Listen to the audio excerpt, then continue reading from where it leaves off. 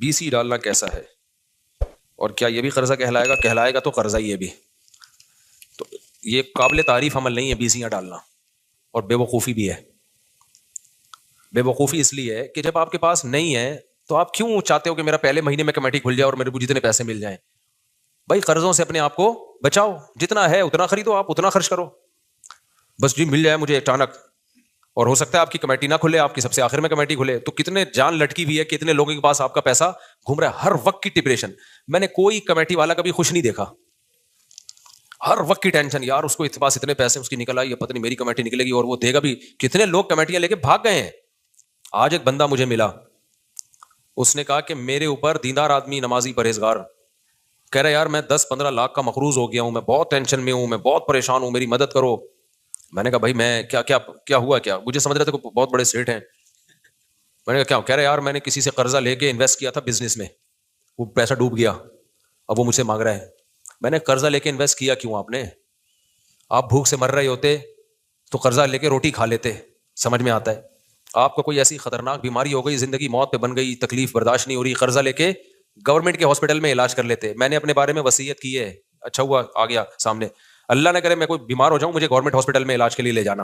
ہوتا پتہ ہے کیا ہے, لوگ کہتے ہیں کوئی اللہ نہ کرے کوئی حادثہ ہو جائے, زخمی ہو جاتے ہیں نا, لوگ اٹھا کے ڈائریکٹ آغا خان میں لے جاتے ہیں. بل تمہارا باپ دے گا پھر, یہ بتا دوں میں. ہاں یہ بہت ہوتا ہے مشہور لوگوں کے ساتھ. جہاں دیکھا کوئی ایکسیڈنٹ ہوا, کوئی فائرنگ ہوئی کراچی میں, اللہ سب کو بچا کے رکھے, عافیت سے رکھے, زخمی ہو گئے ڈائریکٹ جی آغا خان میں لے جاؤ. تو جو مجھے آغا خان میں لے کے جائے گا بل پھر وہی دے گا سارا, یہ میں بتا دوں. کیونکہ اس وقت آدمی ہوش میں نہیں ہوتا, جہاں لوگ لے جا رہے ہوتے ہیں آدمی چلا جاتا ہے. پھر جب 15, 20, 30, 40, 50 لاکھ 1 کروڑ کا بل بن کے آ گیا تو عذاب ہے بھائی. یہ ہسپتالوں میں, گورنمنٹ ہاسپٹل میں وہی علاج ہوتا ہے جو پرائیویٹ میں ہوتا ہے. ہاں ٹیسٹ ویسٹ میں کوشش کرتا ہوں, جو چھوٹے موٹے ٹیسٹ ہیں وہ اچھے ہاسپٹل سے کرواؤں, لیکن جب کوئی اللہ نہ کرے بڑی بیماری آتی ہے جس میں لاکھوں روپے روز خرچ ہوتے ہیں, بھائی وہ آدمی گورنمنٹ میں ہی کروا لے, سمجھ میں. تو اپنے آپ کو اتنا نہیں مصیبتوں میں ڈالو. میں نے لوگوں کو دیکھا ہے, کروڑوں پتی لوگوں کی جائیدادیں بک گئی علاج میں. تو کیوں یار ایسا, پھر زندہ رہ کے بھی آدمی کہتا ہے ختم, ٹھیک ہے نا. ایک ٹیکا اتنا مہنگا لگ رہا ہوتا ہے, تو یہ کھرب پتی لوگوں کے کام ہے. آغا خان میں علاج کروائیں, جو مہنگا علاج ہے وہ زرداری صاحب کروائیں, وہ نواز شریف صاحب کروائیں, لوگوں پہ سوٹ کرتی ہیں یہ چیزیں. نارمل جو ہم جیسے لوگ ہیں, میں نہیں کہہ رہا ہم غریب ہیں, اللہ نے میرے پاس بہت کچھ دیا ہے, لیکن میں کیوں سارا آغا خان میں لگا دوں بھائی. میں چھوٹی موٹی بیماریاں ہیں, ٹیسٹ ہیں, وہ ٹھیک ہے, اس کے لیے تو جو ہے نا وہ آپ کوشش کریں لیب اچھی ہونی چاہیے, اس میں تو میں آغا خان ہی کو ترجیح دیتا ہوں اگر گنجائش ہو تو پھر آغا خان سے. لیکن اگر لاکھوں روپے کا مسئلہ جا رہا ہے, یہ جو بڑی کوئی حادثے ہو جاتے ہیں یا کوئی بڑی بیماریاں آ جاتی ہیں, اس میں تو ٹھک ٹھک ٹھک ایسے بل بن رہا ہوتا ہے. مجھے یاد ہے آج سے 10-12 سال پہلے میرا بچہ جو ہے نا گرا سر کے بل, سر پہ چوٹ لگی, شرارتیں کر رہا تھا تو الٹیاں شروع ہو گئیں. آپ کو پتا ہے سر پہ چوٹ کے بعد الٹی آنا خطرناک ہوتا ہے, فوراً MRI وغیرہ کروانا پڑتا ہے کہ دماغ میں, MRI کہتے ہیں, کیا کہتے ہیں, دماغ کا MRI, سوری CT اسکین تھا یا پتہ نہیں MRI تھا کیا. اب مجھے زیادہ اسپتالوں کا پتہ نہیں تھا, میں نے ایک دوست کو بولا یار فوراً ہاسپٹل جاؤ, اس کے ڈاکٹر نے کہا CT اسکین کرواؤ, پتہ نہیں MRI کرواؤ دماغ کا.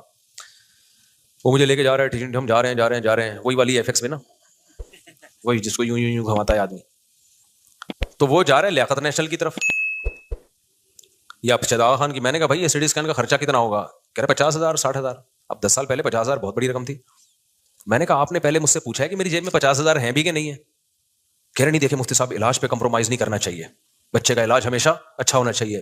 میں نے کہا مجھے مشورے نہیں چاہیے, آپ اس کو اس ہاسپٹل میں لے کے جاؤ جہاں پیسے کم خرچ ہو. میں نے کوئی بھیک تھوڑی مانگنی ہے لوگوں سے یار, یہ بھی لوگوں کی اوقات ہے, اوقات سے بڑھ کر علاج ہو رہے ہیں, پیسے نہیں ہے تو آ کے بھیک مانگ رہے ہیں.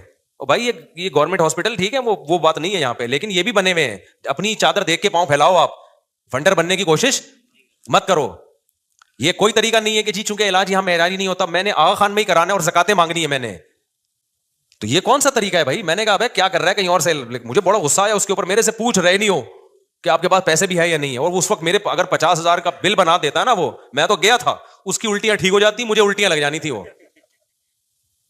تو پھر ہم گئے ادھر سول ہاسپٹل گئے, 10 روپے کی پرچی بنی ہے, وہی رپورٹ آئی ہے اس کی بالکل. انہوں نے کہا ٹھیک ہے کوئی اندر سے کوئی مسئلہ نہیں ہے. میں نے ڈاکٹر کو دکھایا, میں نے کہا یہ سول ہاسپٹل کی لیب کی رپورٹ ہے, کوئی مسئلہ تو نہیں ہے, ایسا تو نہیں غلط رپورٹ ہو. ڈاکٹر نے کہا نہیں کوئی فرق نہیں ہے, سول ہاسپٹل سے کرا لو, لیاقت نیشنل سے کرا لو, آغا خان سے کرا لو. اور کتنے آرام سے 10 روپے کی پرچی بنی اور اب فٹ فاٹ ہے الحمدللہ, کوئی مسئلہ نہیں ہوا. تو یہ آج کل ایک بہت بڑا مرض ہے کہ ہر آدمی کو علاج چاہیے. آغا خان میں ٹھیک ہے معیاری علاج ہوتا ہے, لیکن آپ اپنی, ایسا تو پھر امریکہ میں اور زیادہ اچھا علاج ہوتا ہے. जापान में उससे भी अच्छा इलाज होता है. फिर आप जरा सा फोड़ा भी निकले ना, आप जापान का वीजे की कोशिश करो कि मेरा जो है फोड़ा वहां से ठीक कराऊंगा, क्योंकि यहां बहुत सारे अनाड़ी डॉक्टरों ने फोड़ों को कैंसर में तब्दील कर दिया है. तो इसलिए जो अपनी औकात है उससे आगे निकलने की कोशिश मत करो. मैंने मुझे बहुत सा, मैंने कहा भाई, तो मैंने अपने बारे में भी, यहाँ भी कल परसों मैंने साथियों को बिठाया, मैंने कहा कोई खुदा ना खास्ता ऐसा कोई हादसा हो जाए, कोई जख्मी हो, आगा खान जो लेके जाएगा बिल उसका बाप भरेगा. फिर मैंने बताया, मैंने कहा मैं सीधे जाना गवर्नमेंट हॉस्पिटल, अब्बासी ले जाओ या इधर ले जाओ, सब एक ही जैसे होते हैं. जितनी जो है ना, मैं ये नहीं कह रहा मेरी औकात बहुत थोड़ी है, औकात अल्हम्दुलिल्लाह बहुत बड़ी है, लेकिन मैं इतनी इन चीजों पे, जब एक चीज एक सस्ते में हो सकती है तो मैं इतने अपने आप को टेंशन में क्यों डालूं कि मेरी गाड़ी भी बिक जाए और जो सब कुछ, घड़ी भी बिक जाए, मोबाइल भी बिक जाए.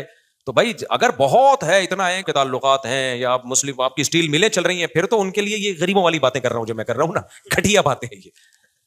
लेकिन अगर इतना नहीं है आपके पास कि खरबों अरबों रुपए नहीं है, तो फिर नॉर्मल इलाज कराओ जैसे सब लोग कराते हैं, ठीक है ना.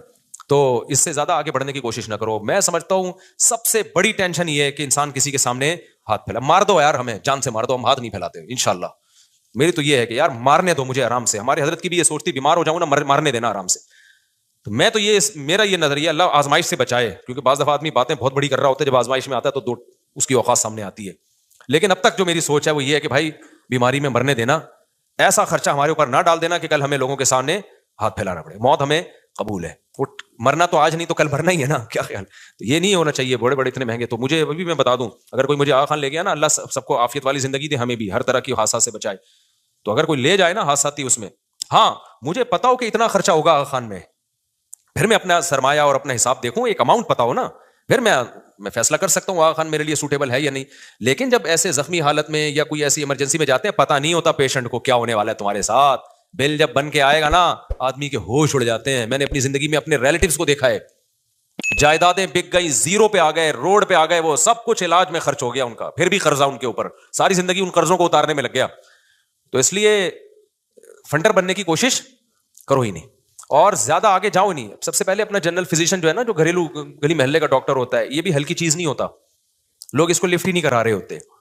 जो गरीबों के इलाके का डॉक्टर है ना, बहुत एक्सपर्ट होता है वो. आज मुझे एक बड़े डेंटिस्ट से मेरी मुलाकात, उन्होंने बताया कि जो जनरल फिजिशियन होते हैं ना, जो गरीबों के इलाकों में होते हैं, जिनकी बहुत कम फीस होती है, ये ज्यादा एक्सपर्ट होते हैं, क्योंकि इनके पास ऐसे ऐसे केस आते हैं, पूरी जिंदगी उन्होंने आड़े तिरछे लोगों को ही सीधा किया होता है. समझ रहे हैं. तो ये हल्के नहीं होते, उसको लिफ्ट नहीं करा रहे होते, एकदम डायरेक्ट पहुंचना है जी.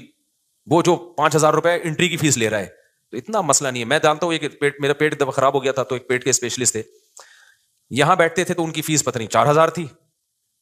औरंगी टाउन गया तो 500 रुपए फीस है उनकी. वही दवाइयां यहां भी लिख के दे रहे हैं, वही वहां भी लिख के दे रहे हैं. तो मैंने कहा डॉक्टर साहब, ये उधर 4,000 फीस है, इधर 500 रुपए है. तो उन्होंने कहा भाई वहां पैसे वाले लोग रहते हैं तो 4,000 फीस है, इधर बेचारे गरीब लोग रहते हैं. तो मैंने कहा हम फिर इधर ही आगे रह लेते हैं, क्या ख्याल है. ताकि हम भी पैसे वाले, इलाज में हमारा खर्चा बचेगा. लेकिन उसको औरंगी टाउन वाले लिफ्ट नहीं करा रहे होंगे वहां पे कि 500 रुपए फीस है, ये क्या इलाज करेगा. इलाज तो उधर होगा, नाजाबाद में होगा, डिफेंस में होगा. अबे वहां भी यही बैठा हुआ होगा, पर्ची अलग कट रही होगी. तो आगा खान वाले भी वही टीका लगा रहे होंगे जो सिविल हॉस्पिटल में लग रहा होगा. फिर भी अगर बहुत पैसा है तो फिर आगा खान में कराओ, बहुत ज्यादा अगर है तो फिर सेहत पे कंप्रोमाइज ना करो. लेकिन इतना पैसा मुकाबला करना आसान काम नहीं है भाई. अच्छा, ये मैं वाकया मुकम्मल कर दूं, तो वो कह रहे थे मैंने 8-10 लाख रुपए कहीं से कर्जा लेके कारोबार में लगा दिया. उससे मुझे याद आया कि आगा खान में जो लेके जाएगा ना मुझे, बिल कौन भरेगा, खुद ही भरेगा वो. तो अब उसमें क्या मसला है, वो कहने लगे कि मैं फंस गया, मैं ये हो गया. ये बहुत केसेस आ रहे हैं, मैंने फलां से उधार लिया, कारोबार में लगाया. पर भाई तेरे पास जब पैसे नहीं थे तो उधार लेके कारोबार में लगाया क्यों तुमने. हवस है, हवस, एकदम मालदार बनने का शौक. अपने पास ढेला नहीं है तो लोगों से ले लेके लगा दो. और वो बड़ा बेवकूफ है जिसने दिए हैं. अब कह रहे हैं, वो लोग कह रहे हैं कि वो मेरे ऊपर सर पे खड़ा हुआ है जिसके पैसे मैंने लिए थे. मैंने कहा भाई बात यह है कि जब आपने किसी का पैसा लेके लगाया, अगर वो डूब गया तो इस्लाम में नुकसान इन्वेस्टर का होता है, मेहनत करने वाले का नहीं होता. मेहनत करने वाले का बस ये नुकसान है कि उसकी मेहनत जाया हो गई, तो बनता ही नहीं है. क्या ख्याल है. अब तो टेंशन उसको होनी चाहिए, आपको थोड़ी होनी चाहिए टेंशन. ये खूब अच्छी तरह समझ लो, जब कोई कारोबार के लिए पैसा मांगे ना और आप दो, तो समझ लो अब शरई लिहाज से भी वापस नहीं ले सकते. मुफ्ती के पास केस आएगा, मुफ्ती उसको फेवर देगा, आपको फेवर नहीं देगा. क्योंकि जब कारोबार में पैसा डूबा तो जिसका पैसा था उसी का डूबा है, आपका तो पैसा ही नहीं था, तो डूबा कहां से. तो मैंने कहा मेरे भाई तूने 10 लाख लिए हो, 10 करोड़ लिए हो, 15 करोड़ लिए हो, जब उसकी جب کاروبار میں نقصان ہو گیا تو نقصان تو انویسٹر کا ہے. اب آپ کہہ سکتے ہیں اسلام نے انویسٹر پہ بڑا ظلم کیا, یہ تو کہہ سکتے ہیں نا بھائی. بات یہ ہے کہ جس کے پاس پہلے ہی پیسہ نہیں تھا اس کو پیسہ کا پابند بنا دینا یہ زیادہ بڑا ظلم نہیں ہے کیا؟ کیونکہ کاروبار میں کبھی پروفٹ ہوتا ہے کبھی لاس ہوتا ہے. اس کے پاس اتنا پیسہ ہے نہیں کہ کاروبار میں لگاتے وہ, اور لاس بھی اس کے اوپر ڈالا جائے وہ تو زمین میں گڑ جائے گا. ہاں اس کی حماقت سے لاس ہوا ہے تو پھر اس کی ذمہ داری ہے. یعنی اس نے جیسے دکان کھولی چھوڑ گیا رات کو, سونے کی دکان کھولی, پیسہ آپ نے دیا, دکان وسیم نے بنائی, سونے کی دکان کھولی ہے اور سو رہا ہے اس میں. یہ دکان کس کی کھولی تھی اس نے؟ سونے کی, گولڈ کی دکان کھولی اور سو رہا ہے. چور سارا گولڈ لے کے چلے گئے. اب اس کو بھرنا پڑے گا کیونکہ یہ نقصان کس سے ہوا ہے؟ اس کی کوتاہی سے ہوا ہے. سونے کی دکان کون تالے لگائے بغیر چھوڑ دیتا ہے؟ یا اس نے کاروبار میں قیمت اتنی کم رکھی کہ اس کی حماقت تھی, اس سے نقصان ہو گیا. جہاں مزدور کی یا جو مزاربت پہ کام کرنے والا آدمی ہے اس کی حماقت سے جو نقصان ہوگا اس کا تو وہ ہوگا. جو قدرتی طور پہ کاروبار میں ہوتا ہے, کاروبار میں کسٹمر ہی نہیں آ رہے, تو وہ ٹوٹلی نقصان کس کا ہے؟ انویسٹر کا ہے. تو یہاں ایک اشکال ہوگا کہ انویسٹر بیچارے کا کیا قصور ہے. انویسٹر کا یہ قصور ہے تو نے پیسے دیے کیوں؟ تو پاگل ہے, تجھے اتنی عقل نہیں ہے کہ جیب جو اللہ نے ہم لوگ جو جیبیں سلواتے ہیں کوئی سائڈ کی کوئی اوپر کی, وہ اس لیے کہ اپنے پیسے کہاں رکھیں. یہ جو دوسروں کی جیبیں ہیں یہ آپ کے پیسے رکھنے کے لیے نہیں ہے. دوسرے کا اکاؤنٹ دوسرے کے پیسوں کے لیے کھولا ہے, آپ نے دوسرے کا اکاؤنٹ کھول لیا اپنا پیسہ رکھنے کے لیے, تو آپ سے بڑا تو اسلام آپ کو اس حماقت اور بیوقوفی کی سزا دیتا ہے.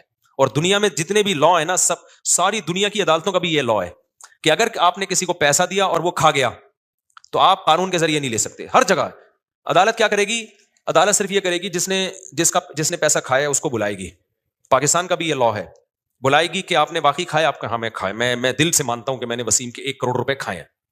عدالت کہے گی کہ آپ واپس کریں, آپ بول دو میں نہیں کر سکتا واپس. نہ اس پہ پوری دنیا میں کوئی جیل ہے, پوری دنیا میں پاکستان سمیت کچھ بھی نہیں ہے اس پہ. عدالت کہے گی کتنے دے سکتے ہیں, کائنڈلی کچھ تو بولے نا آپ کہ میں 5 روپے دوں گا ہر مہینے. کتنے دوں گا؟ 5 روپے. اور آپ بولے میرے اتنے خرچے, کوئی ثبوت وہ بھی نہیں زیادہ مانگے جاتے اس پہ. عدالت کہے گی چلو ہر مہینے کتنے دے دو؟ 5 روپے. کورٹ کہے گی میرے خزانے میں جمع کرا دو, اور پھر ہم اس بندے کو, وہ بندہ 50 روپے کا پیٹرول خرچ کر کے کیا لینے جائے گا؟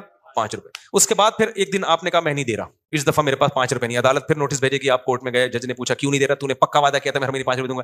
سر وہ مسئلہ یہ ہے, میرے ماموں کا انتقال, میری نانی کا انتقال, میرے گھٹنے میں مسئلہ, میرے فلانے میں مسئلہ, میں 5 روپے نہیں میں 2.5 روپے دوں گا. عدالت کہے گی بدتمیز, شرم نہیں آتی, آئندہ 2.5 روپے پابندی. اس سے زیادہ دنیا میں کہیں نہیں ہے. آپ سمجھ رہے ہیں میں مذاق کر رہا ہوں, حقیقت بتا رہا ہوں میں. عدالت کہے گی آئندہ وہ بھی بہت ہی کوئی سخت قسم کا جج ہوگا نا, وہ ڈانٹے گا, بدتمیز 2.5 روپے دینا پابندی سے. 2 پہ آ گئے, 1.5 پہ آ گئے, بولے ہے ہی نہیں, کوئی لا نہیں ہے. آخر میں جب آپ وکیلوں کو تنگ کرو گے, جج کو چڑھ جاؤ گے نا جج کے اوپر, جج بولے گا دیے کیوں تھے اور بالکل صحیح کہہ رہا ہے وہ جج, دیے کیوں تھے؟ کوئی ڈکیتی کر کے تھوڑی لے کر گیا, تم سے چوری کر کے, تمہاری رضا سے لے کر گیا ہے, تو تم نے ٹرسٹ کی بیس پہ دیا ہے نا, تو تمہارا ٹرسٹ ہی غلط تھا. تو تم خود, اور یہ لا ہے کہ بھئی آپ ایک آدمی پہ اعتماد کر کے دے رہے ہو نا, اعتماد کر کے دے رہے ہو, تو آپ سے اعتماد میں غلطی آپ سے ہوئی ہے. اس چوری کر رہا ہوتا, ڈکیتی کر رہا ہوتا تو پٹتا, پھر تو چور کا ہاتھ کاٹ دیا جائے, یہ کر دیا, بہت سارے قوانین ہیں. آپ نے اپنی خوشی سے جب پکڑا دیا نا, تو بھائی ٹرسٹ ہی پہ چلے گا. اب یہ اب وہ اگر منہ سے کہہ رہا ہے کہ میرے پاس نہیں ہے, تو ٹرسٹ کرو کہ واقعی نہیں ہے. وہ تو ہوتا ہی ہے, وہ پھر لینڈ کروزر میں گھوم رہے ہوتے ہیں اور کہہ رہے ہیں میرے پاس نہیں ہے. آدمی کہتا ہے میں کیسے کہہ رہے جیسے پہلے ٹرسٹ کیا تھا, ابھی کیا کرو, ٹرسٹ کرو. تو اس لیے میرے بھائی, ہمارے حضرت مفتی رشید احمد صاحب بار بار یہ بات کہتے تھے کہ اس زمانے میں کسی کو پیسہ دینے والا بے وقوف, اور جو لے کے واپس کر دے وہ اس سے بڑا بے وقوف. یعنی مطلب یہ تھا کہ دینے چاہیے, ایسا نہ ہو کہ نہ دیں آپ. وہ اس لیے بڑا بے وقوف ہے کہ اس کو پتہ ہی نہیں کہ اگر میں نہیں دیتا تو بھی یہ نہیں نکال سکتا تھا, اس سینس میں اس کو بے وقوف کہا ہے. تو وہ مجھے کہنے لگے میرے اتنے لاکھ آپ لوگوں سے کہیں میری مدد کریں, زکات دیں. میں نے کہا بھائی میں نہیں کہوں گا کسی سے. حماقت کس کی ہے؟ تمہاری.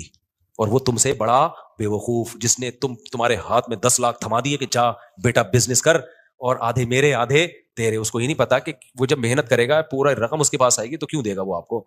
تو اس لیے میں نے کہا کیونکہ ایسے لوگوں کے ساتھ تعاون کرو نا آپ, تو پتہ ہے کیا ہوتا ہے, پھر اگلی دفعہ 20 لاکھ روپے لیں گے کسی سے کہ پہلا تجربہ ناکام ہو گیا, اب صحیح طرح سے. یہ ہوس کبھی بھی ختم نہیں ہوتی, کبھی بھی ختم نہیں. جتنا ہے اس پہ قناعت کرو, اسی کو ڈبل کرنے کی کوشش کر لو.